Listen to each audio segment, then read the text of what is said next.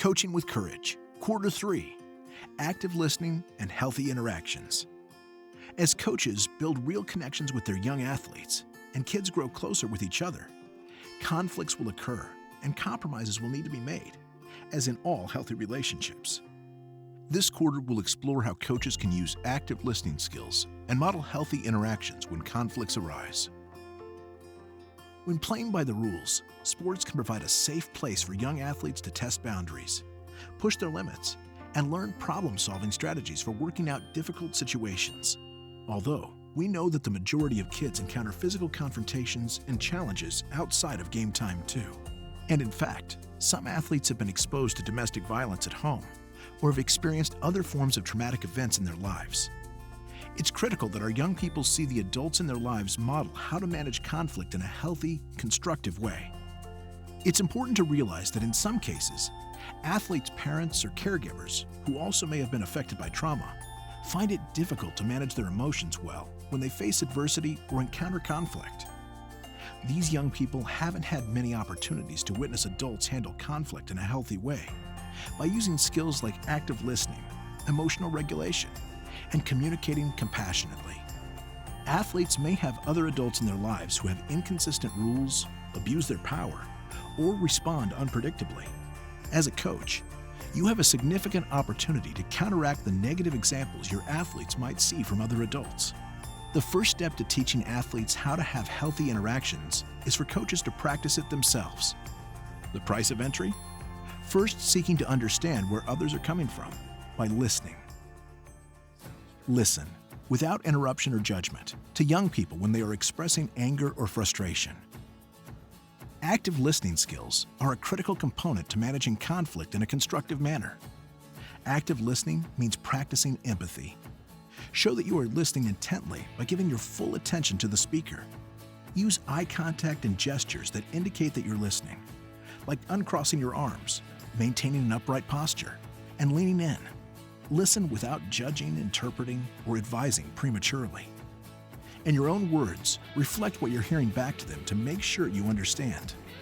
When young people are in high emotion situations and responding to problems of their own, show them you are capable of hearing their anger, frustration, and disappointment without feeling threatened, defensive, or reactive.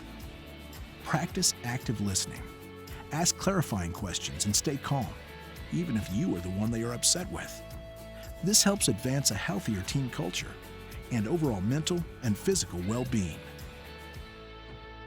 When conflicts arise between players, you can set ground rules for healthy discussions, including taking turns to talk and listen, reserving judgment, looking for win-win solutions, and remembering to communicate compassionately by using I statements. Ask athletes what they need to positively process through strong emotions and improve their health and mental wellness. This better enables you as the adult to identify potential issues, understand them, and respond effectively. For example, a frustrated player may not realize that they simply need a 1-minute break or to take 10 deep breaths before being put back in the game. You can teach your athletes healthy coping skills, like taking a pause as a way to regulate intense emotions. When you have them intentionally think about their own self-care, it helps them manage their emotions in the midst of conflict and challenges. Active listening is the first step to managing conflict in a healthy way. Responding respectfully is the next. That's why it's important to model the behavior you want to see in your athletes. Coaching can inevitably involve conflict, and the adversarial nature of sport can put people at odds. When you show youth that you respond to disagreements, and even accusations, with a calm attitude and respectful manner, you're showing them that conflict doesn't have to be threatening.